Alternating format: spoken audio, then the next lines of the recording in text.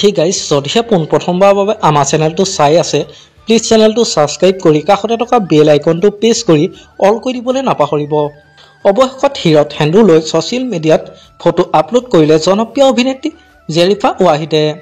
Social মিডিয়াত viral হৈ পৰিছে জনপ্ৰিয় অভিনেত্ৰী জেৰিফা ৱাহিদৰ কেইখনমান ফটো আৰু সেই ফটোকেইখনক লৈ এতিয়া চৰ্চা অব্যাহত আছে যে অভিনেত্ৰীগৰাকী বাৰু বিবাহপাশত আবদ্ধ হ'ল নেকি।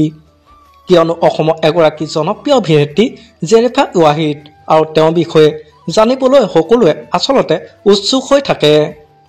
পোনপ্ৰথমে এই ফটোকেইখন চাওকচোন। শাৰী পৰিধান কৰি জনপ্ৰিয় অভিনেত্ৰীগৰাকীয়ে হিৰত হেন্দু লৈ এনেদৰে ফটো আপলোড কৰা দেখা গৈছে আৰু তাতে কিছু লোকে কমেণ্ট কৰিছে জেৰিফা ৱাহিদ বাৰ বিয়া হ'ল নেকি। ৰিয়েল লাইফত বিবাহপাশত আবদ্ধ হ'ল জনপ্ৰিয় অভিনেত্ৰী জেৰিফা ৱাহিদ, পিছে ৰিয়েল লাইফত বিবাহপাশত আবদ্ধ হোৱা নাই।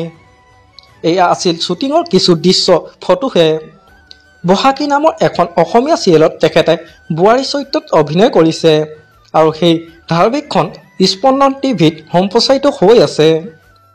গতিকে আপোনালোকে জানিলে যে জনপ্ৰিয় অভিনেত্ৰীগৰাকী ৰিয়েল লাইফত বিবাহপাশত আবদ্ধ হোৱা নাই। আপোনালোকে ইয়াৰ ওপৰত কি ক'ব তলত কমেণ্ট কৰি জনাবচোন। আমাৰ আজি ভিডিঅ'টো আছিল ইমানেই। আজিলৈ বাই বাই।